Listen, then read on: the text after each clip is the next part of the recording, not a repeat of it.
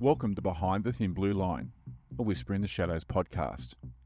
In each city, in every neighbourhood, on every street, they stand tall. Those in blue, guardians of our community, our protectors. But who are they really? Behind the Thin Blue Line is the podcast that takes you behind the badge, beyond the headlines, and into the hearts of those who serve and protect. We're here to break down barriers and to tear down the walls of misunderstanding. We're here to listen to their stories, their triumphs, their fears. Ever wonder what it's like serving undercover? Or what's the real-life impact of policing? Or how they cope with trauma? Listen as we step into the shoes of those who walk the thin blue line. You have heard my true stories of what it's really like to be an undercover cop. I want to give a voice to all those living amongst us, unseen and unnoticed, who have put their life on the line being a police officer. Hopefully to give you, the listener, a glimpse into something you will likely never get to experience. Uncover the complex world of law enforcement and the raw human experiences behind the badge. Join me, Jason Somerville, your host and a former police officer myself, as we navigate through these stories on Behind the Thin Blue Line. Let's go and meet our next guest. Welcome back to part 2 of my conversation with Greg Kingston. Last week, Greg was just telling us about how his tolerance levels had slowly over the years declined in regards to dealing with people who didn't show respect to the job or to the uniform. Join us now as Greg continues this conversation and talking about what happened, and we move on to further understanding what he's been doing and what he will be doing after policing. But I haven't let situations that I've dealt with previously kind of cloud my judgment into how I treat somebody else. What if you don't get that, and you've said, you expect respect back. Yep. If you're not getting that, what buttons does that push? And we don't have to talk about this if you don't want. Yeah, no, it's fine. It pushes the wrong ones for sure. Because you're asking people to do things, they're not doing it, or they're giving you a gobful of abuse. So I found at the beginning of COVID, it's a fairly good example, I think. My tolerance level, because I was in an office, I was working at firearms licensing. Yeah.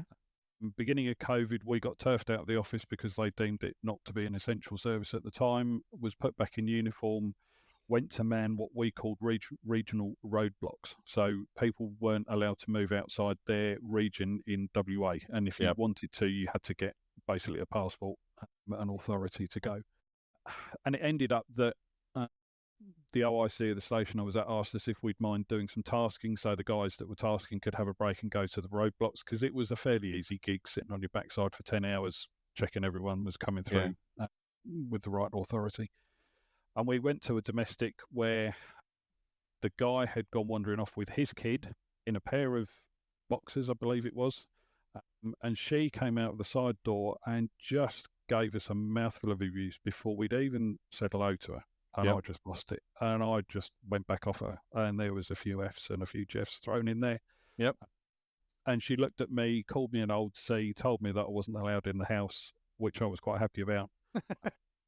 My younger colleague was allowed in and managed to resolve the situation. But it was just my tolerance level for people's own issues that aren't police issues. Everybody has an argument, and I get domestic violence is a massive issue across the world, really, not just Australia. We're not alone in that problem. But it was, it was a stupid argument, and she'd actually thrown a thong at him, which had gone through a front window, which she was then trying to claim he'd thrown at her, and all sorts of things. The Must typical have been a big thong. It was one of those reef things, I think. So fairly weighty, and my tolerance level had gone. Back when you first started in the job, do you think you would have reacted in the same way? No, definitely not. Because I knew as a young constable, even back in the UK, that if I'd acted that way, I would probably have been hauled up in front of the superintendent and given a good dressing down. Whereas 20-something years later, I didn't care if I was hauled up in front of the superintendent. I was just at the point where I couldn't be bothered. She'd come out and wasn't picking on me. She was talking to us both in the same way. And I just... But there was a lack of respect. Yeah, not even so much the respect. She just came out and started shouting and screaming and swearing at us, and we hadn't even found out what had gone on. She hadn't told us what had happened and what she wanted us to do. She was just going off her chops. Yep. And I wasn't prepared to stand there and listen to it. And that's fair enough. And I don't believe you should either. And, there might be people listening to this who go, yeah, but that's your job. No, that's not a police officer's job. Where I'm going with this is that, do you think, and this is something I've struggled with, that lack of respect is something that's built up over the years, that from not so much the dead bodies and that sort of stuff, but the overall lack of respect that police get shown in their job has developed issue's not the right word, but a response to that, where it's like, hey, no, I've had enough of being treated like a doormat. You're supposed to respect me because that's what my job is. Yeah, and I'm not sure that even they should be respecting us. They should respect the uniform, not the person, because you get all sorts of people put the uniform on, and some of them are arseholes. I'm not going to beat about the bush. Some of them are arseholes, and they're the ones that give the ones that aren't a good name. Oh, sorry, a bad name. Yeah. So, I definitely think that over the last 26 years, that the level of respect for the uniform has dwindled massively. We'll go back to our earlier conversation, that I think social media has had a massive role in that, lack of respect, if you want to call it that. The media are so quick to knock the police these days, and I think consequently the public then think, well, if the media are knocking the coppers, then why can't I? Yes. It just seems to be, and then you've got your own executive that they shit on you from a great height, don't they? Do you think there's a I guess, with the media and the public in general, because one of the things that we mentioned was that not so much respect for the person, but respect for the uniform and respect for the job and that sort of thing. Do you think that this whole lack of respect and this whole being, oh, well, if they're doing it, we can knock them, comes about because people just don't understand? Yeah, and I think you said it earlier that, there's not enough that gets broadcast about what the police do from day to day. All of these programs you see on telly don't really scratch the surface. They show the the juicy bits, the bit that people want to see, the good traffic stops, the highway patrols doing their bits and pieces. They don't show, the mundane stuff where you're sitting in an office having to do paperwork, because if you don't, you're going to get hauled up in front of, some magistrate because you haven't prepared your brief properly, or, your senior sergeant's going to give you a roasting as well. Yes. But that's boring. People don't want to see that. That's not something, but it is a massive part of the job, as is all of the other mundane stuff that never gets shown.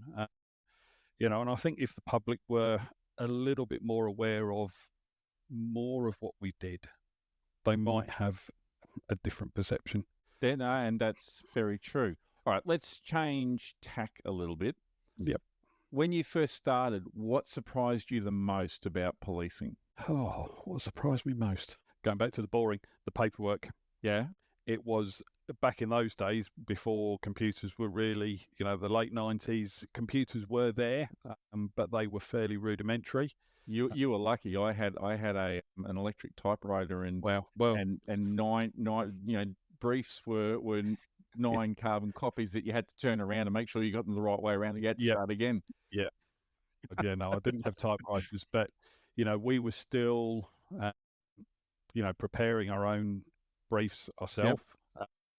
So I think the amount of paperwork that you had to do, even so, we had something called stop and search back in the UK, where you could, with reasonable grounds, you could stop anyone on the street and have a chat with them, and you'd build up your grounds to search them. Most of the time, you'd know what you were looking for. You're either looking for a druggie or someone with stolen property or something similar like that. So, but you had to complete a raft of paperwork to justify your stop and search. So, I think the level of paperwork was the biggest surprise. It wasn't all Gucci going out the street with the lights flashing and chasing after shoplifters or burglars or this, that and the other, and rolling around and putting the handcuffs on and giving them your nicked mate.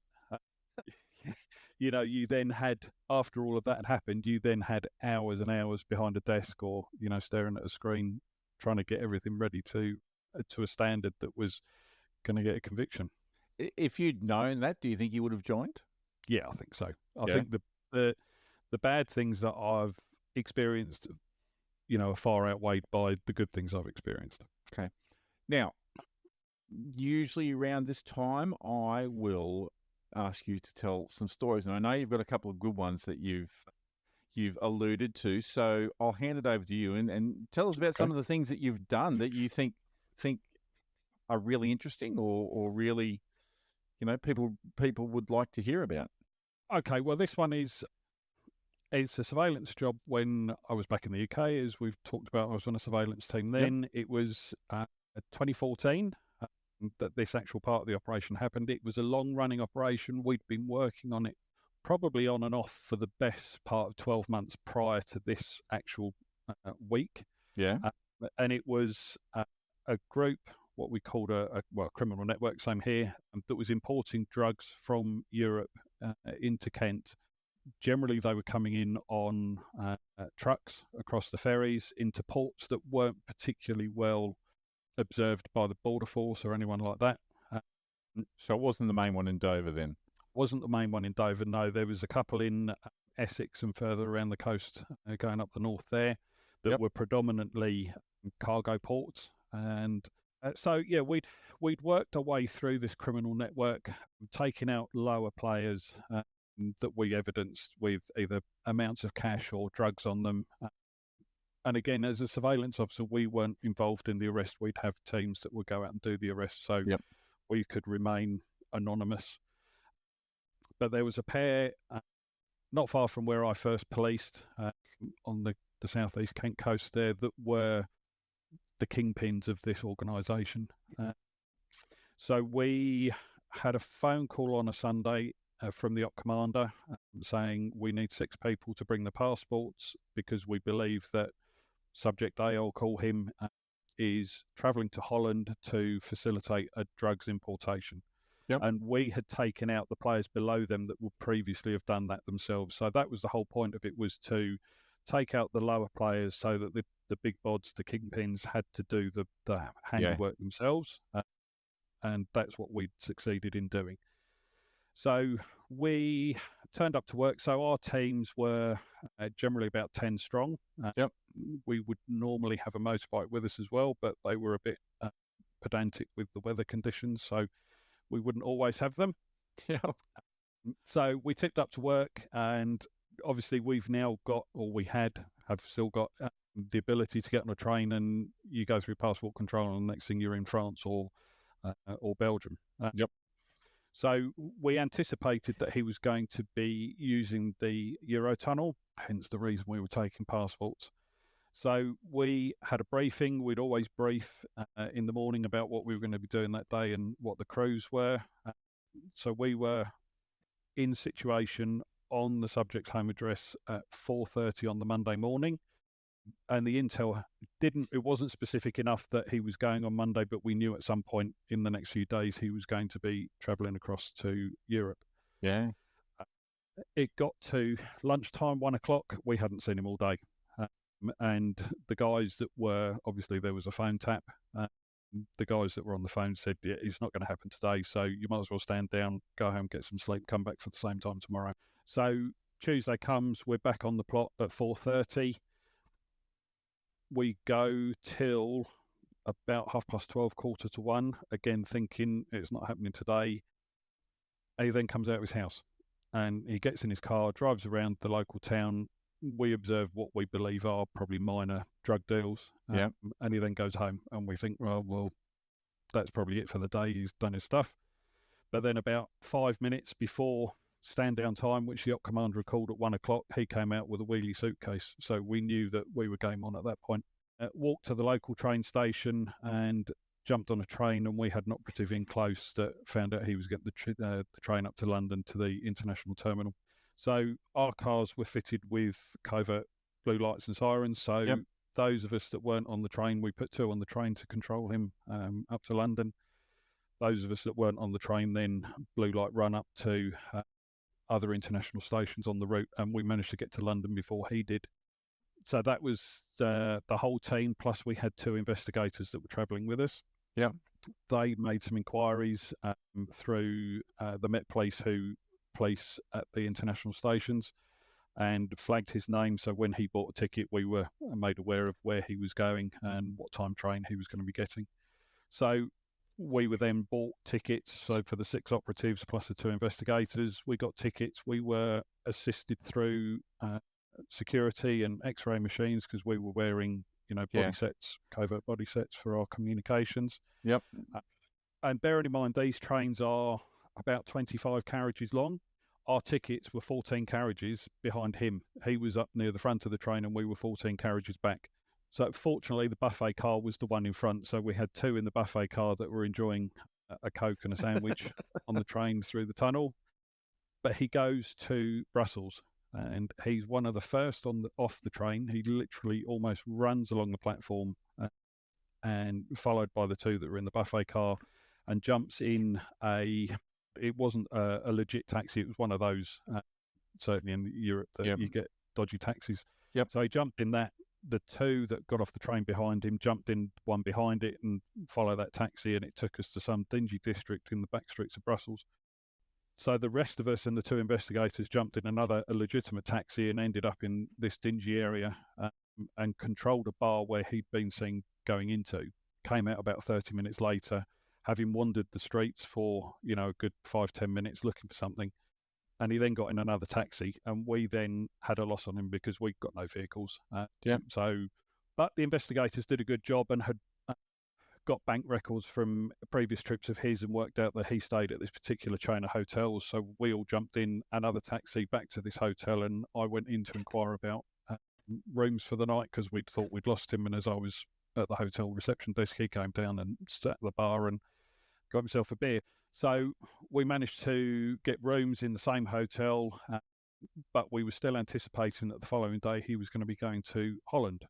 So we researched and found out that the train station opened at 5:30. So we, at this point, it was probably about 10:30, 11 o'clock at night. We still needed to debrief the day's surveillance.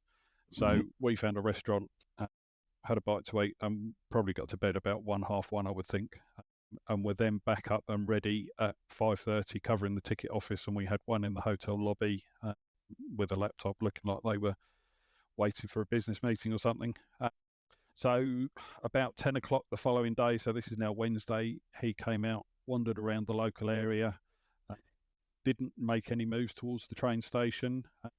And I should probably explain at this point. So our radios work on a digital radio network in the UK. So they were absolutely useless in Belgium, except we had what was called the back-to-back operability. So we could talk to each other about 100 metres away.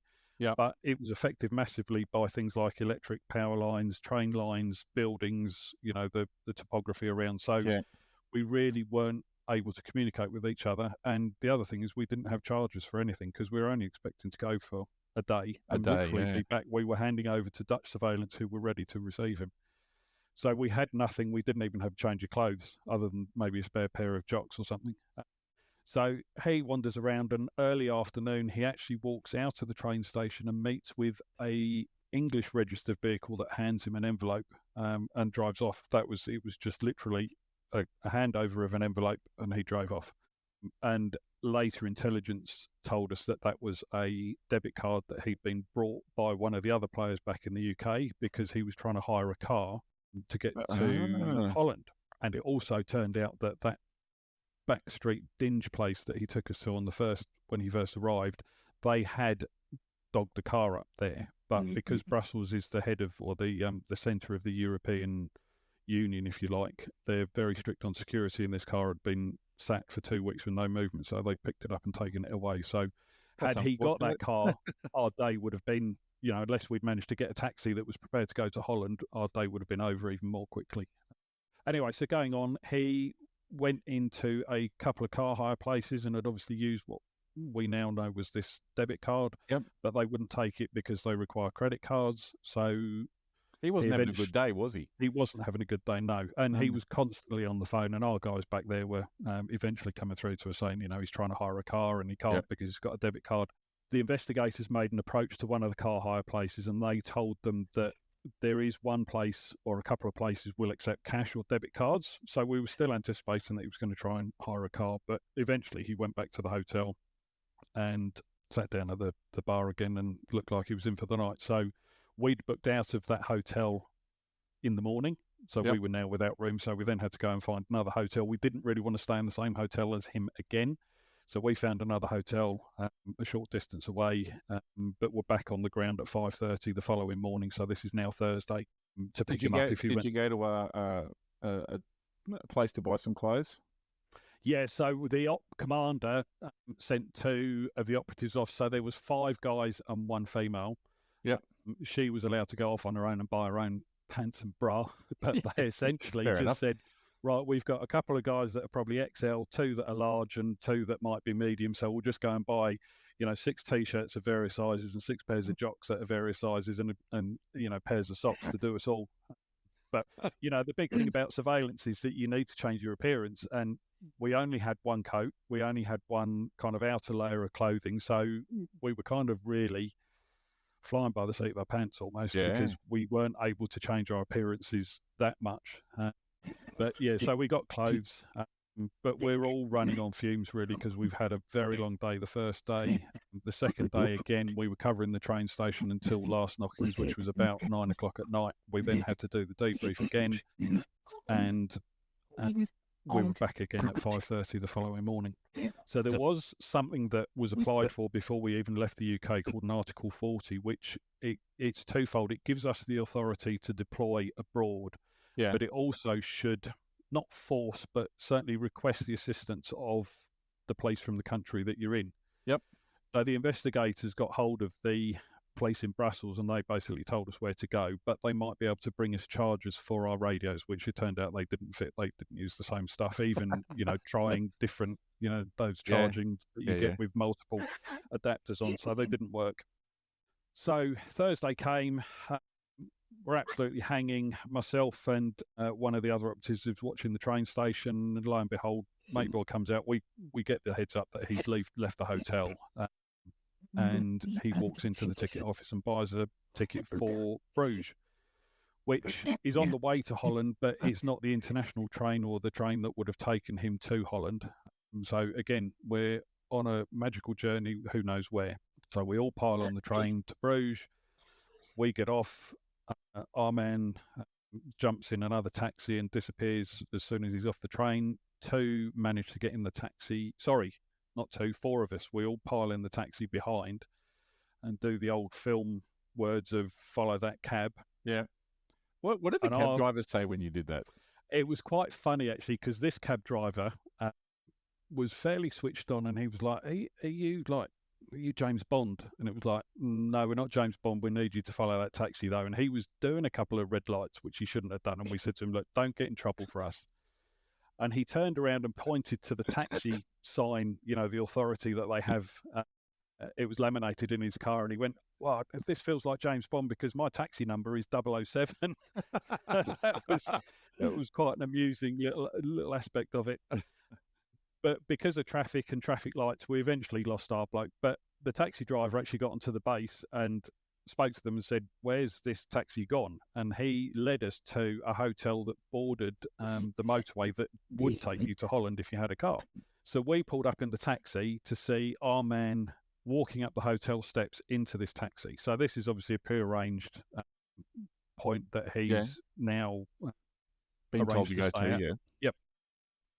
On the way to Bruges, the investigators had got hold of some friendlies that they'd met on previous operations that were part of the drugs and police in Bruges, and they actually came out. So we managed to get rid of the taxi driver. We then sat outside the hotel covertly, saw our man come out. He walked up and down the street a couple of times, and as he was walking back in, a Dutch registered car drove into the car park. Our man went to the back and walked out with one of those, those big nylon laundry bags that are red and white squares blue? Yeah. One of those. And it was obviously fairly weighty. So we're now thinking that he's obviously got the handover of what was meant to go in a truck in Holland should he have got there. Still didn't know whether it was cash or drugs, assumed it was drugs. But the Belgian authorities aren't allowed to just go on, we think it's this. They have to go to a judge and get permission to or they present the circumstances and the evidence that we've got up to date. And the judge then says, okay, well, you can go and arrest him and see what you got. So the Dutch car left the hotel. We sent, in fact, myself and my colleague in the car with the Belgian copper went herring off up the motorway after it to at least get the registration plate, which we managed to do. We then passed on to the Dutch authorities. We then got back to the hotel as the Bruges police had been given the authority by the judge to go into the hotel and arrest our man and search his room. So the Belgian police were plainclothes and armed, but they weren't routinely, they weren't, what's the word I'm trying to look for? Conventionally armed. They had guns in waistbands and things like that. It wasn't in a holster. Yeah. And so we had two officers in the bar with a recording device, which I won't go into too much details, but it was on the table recording everything that went on. And this Belgian inspector walked into the hotel bar, identified our subject, grabbed him around the throat, pulled his gun from his waistband, pointed at his head, and this dark patch appeared at the pants area of our subject, and he was arrested and carted away. So the hotel manager, it turned out, was very friendly with a higher up in the Bruges police and was more than happy to assist us, and told us which room our man had been in, and we then went upstairs to the hotel room with the Belgian police and searched the room, and I pulled back the curtain and there was this bag that we'd seen being taken from the Dutch car, and we opened it and there was 13 bricks of cocaine in there, which were a kilo each, and at the time the value I think was 2.1 million euros, whatever that equates to in Australian dollars. Is that street value, or how much he would have paid for those 13 That was bricks? probably wholesale value, so that was uncut, fairly pure cocaine, so that would equate to probably, if you cut it even 25%, you're probably looking at 8 to 10 million euros. So it was a fairly substantial seizure. Yeah. What else happened? So on the Wednesday, our office had decided, because we hadn't got to Holland, that they were going to send 4 out with like a VW transporter. So at least we had some wheels. We had the ability to dump our bags, and they were going to bring out a load of coats that were hanging in the office, so that at least we got some chance of changing our appearance. So they left the UK on Thursday morning as we were getting on the train to go to Bruges. And after all of the search had been done and we'd found and seized the bag of cocaine and our man had been carted off, we still had to debrief. So we debriefed everything, and we were enjoying a couple of beers when the guys from the UK arrived in their VW transporter and enjoyed some beers with. What happened to old mate? He was, so on the continent, they're fairly quick in dealing with things like this, and within 2 months he was sentenced to 13 years. Did he have more time to spend? Like, was he charged with anything when he went back to the UK at the end of the 13 years? Because that happened in 2014, so it was about, sorry, that's my front door. That's okay. So that happened 2 months before I was due to leave to come to Australia. So would the assumption be that would happen, though, that once I he would got imagine so, yeah, because there were obviously crimes that were being committed in the UK with the rest of the network that we were investigating. But as a result of him getting arrested, obviously words got back to the UK, and the other head honcho, I think he and the other guy back in England were the two main ones. He then went on the run, and eventually a few days later his lawyer contacted the police, the investigators, and he gave himself up eventually because he knew that his time was up. His time was up. Yeah. That's a very, very full-on story. It was, yeah. I mean, that's probably slightly shortened. It was, but that was the best job that I was ever involved in because, as I said earlier, you never knew from one day to the next where you were going to be, what time you were going to finish, and where you were going to end up. And to have ended up in a foreign country with no backup, really. The investigators that we had with us did a fantastic job of kind of contacting their counterparts in the UK and then liaising with the Bruges police when we got to Bruges. But we were just absolute. But it was the first operation that Kent Police had deployed abroad. Yeah. Given that we're so close to the continent, it was the first time the surveillance team had gone abroad to manage to maintain control of the subject when we were without communications. Realistically, we were almost reverting to the old school hand signals at times. Yeah. And my wife might burst into the room because I've just heard her come home. That's okay. So yeah, no clothes, no communications, very little backup. And although we got that Article 40 in place, the Belgians weren't particularly forthcoming until we got to Bruges. So, but to top things off, we then had to get back to Brussels to get the train back to England and back to London. And being a Friday afternoon, it was heaving. We couldn't get seats. We managed to get, I think, 4 seats on the first train. Yeah. Two on the next, which left 2 or 3 of us there. Couldn't drive back in the transporter? No, so that was full with the operatives that had come out. Oh, okay, yeah, fair enough. Went back, and it got to the point where we were offered first class seats for something like $2,000 a go. It was £1,000 each to upgrade to first class, which, as much as we'd done a good job, I'm not sure management would have been too keen. So we ended up in what's called the sin bin, which is where the coppers sit when they're transporting prisoners. So one of the seats was basically just a bench and extremely uncomfortable, and there was 3 of us, and we basically just rotated it every half hour. We'd change seats. How long's the train trip? It was about 2 hours 20 minutes. Fair enough. Well, that wasn't too bad.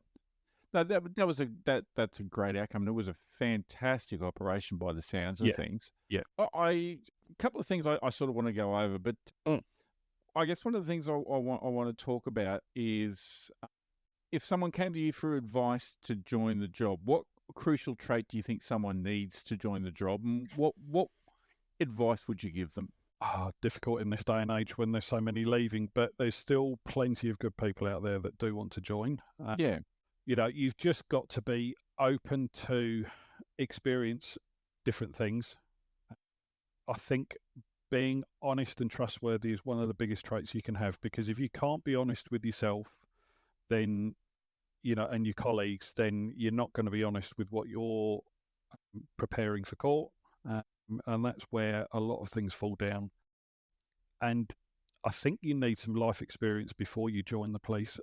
These kids that are joining at 18 who come from school and maybe had a summer job doing something somewhere, I don't think stands them in good stead. And I work at the police academy in Perth now, and I look at some of the kids that come through, and I don't fear for them, but I wonder how they're going to react when they go to the first domestic and some big brute of a bloke that's, 50 odd years old turns around to them and says, "What the fuck are you telling me what to do when you're 18, you've never been married, you've never experienced, a relationship, So you've got to be prepared for that aspect of it, but go out and get some life experience before you join. It might seem Gucci, it might seem exciting, but the chances are it's not going to be exciting. You're going to be snowed under with case files and court paperwork and training courses on the computer that come out left, right and centre. But go and have some life experience first. Go and enjoy yourself for a few years before you commit to potentially what could be a 30-plus year career. And part of that is learn to understand people, I think, as well. Yeah, definitely. And I think the big problem these days is that, especially in Wapol, I don't know what it is like around the rest of the country, but everything's done on the phones these days, which is great for the kids because they can use them better than I ever could. But the trouble is they're head down in the phone. They haven't got that 360, appreciation of what's going around them. Yep. They're not going to see someone that's situational awareness is what we call it. They're not gonna see the smack that comes from the side of the head or, because they are too busy head down in the phone. So, again, it's great having technology that works for you, but you've still got to retain that situational appreciation, as you say. Yeah, no, this is very true. I want to circle back to something that we were talking about. So we were talking about, the whole respect thing and the impact of what you've seen and things like that. You're coming to an end of the end of your policing career. Yeah. Do you have any concerns personally in regards to this transition to the next stage of your career and coping with that? Now, I probably know a little bit more because you've had some conversation with me about your wife transitioning out and all that sort of stuff, etc. But do you sort of go, oh, what happens if this doesn't work, or that sort of thing? Do you have any concerns that you may suffer from PTSD and that may be something that's could contribute in an organisation or I get you working with your wife, but you might not always, that doesn't understand it and doesn't sort of have that back? I think the biggest thing for me leaving is kind of not anxiety, but it's that leaving something that you've known for what will have been the best part of 27 years when I eventually go. Sorry about the doorbell. Is it Boy Scout Cookie Week or something, is it? I've no idea what it is. And the wife should have been home. Anyway, but having done something for more than half of my life, and it's been the same thing, whether it's been surveillance, general duties, training that I'm doing at the academy now, it's still been in the police family. And walking away from that, apart from anything else, it's guaranteed paycheck every 2 weeks unless I do something really stupid and mess up. I'm going to be responsible for not just my family and my wife's business. We're jointly responsible for that, but we've got something like 50 employees now. So we're responsible for those, and it's a big weight to carry, especially in these days when, touchwood, COVID seems to have, although it's rampant again, certainly over here, it's not had the same impact as it did, 4 years ago when everyone was housebound for 7 days, schools were shutting. It seems to just be kind of the norm these days that people get on with it. I do think I'm going to miss that thrill of the chase. Thrill of the chase. The camaraderie, the enjoyment you get, but I won't miss, the paperwork. I've gone on about that already. Although what I'm going to be doing more is probably more paperwork. But it's, the motivation for us is to make our business succeed. And, we give employment to 50 local women. They're all women that work in the canteen at the moment. So that's our motivation.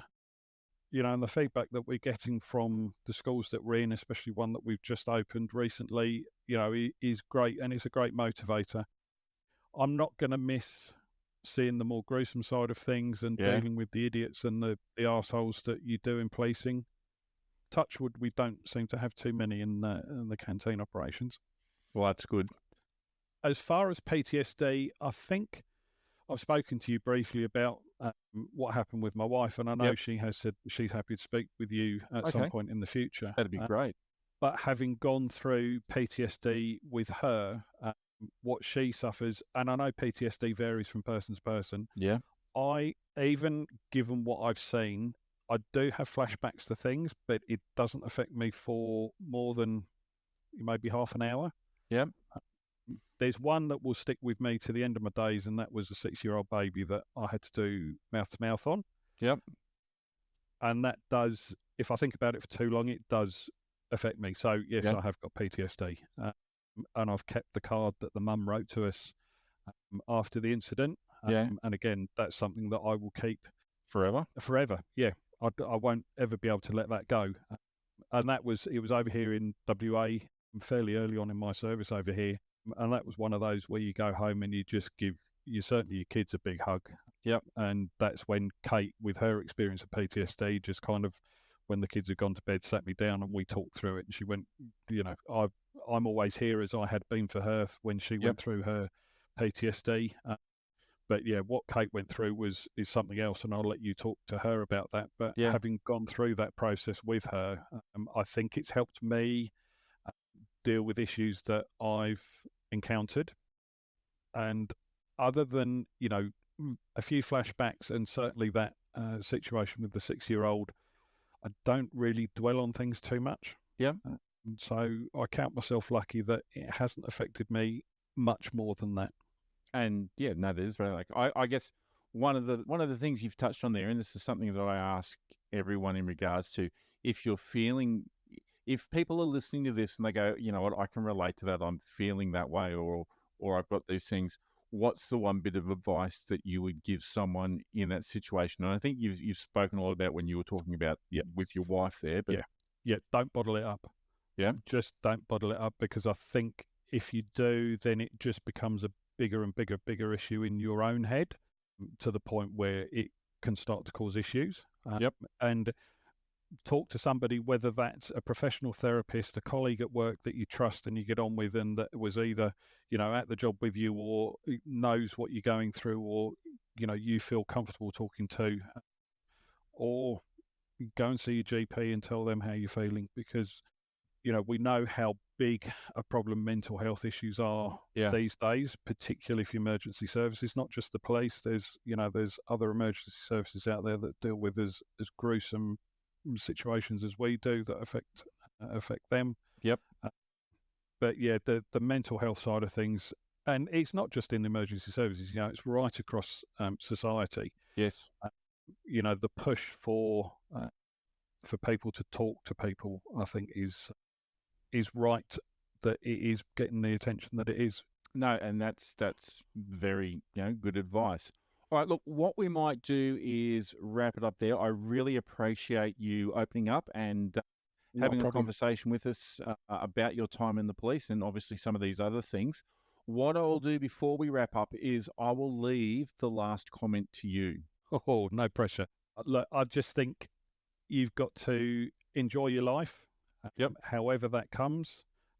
And if you do find yourself struggling, please talk to somebody. Very, very good advice. All right, Greg, thank you for joining us. To everyone else, thank you for listening to Behind the Thin Blue Line. If you're a current or former police officer and you would like to tell your story or talk about what you do, then please email me at whisperintheshadowspodcast@gmail.com. Thank you for your time, and we will catch you next time.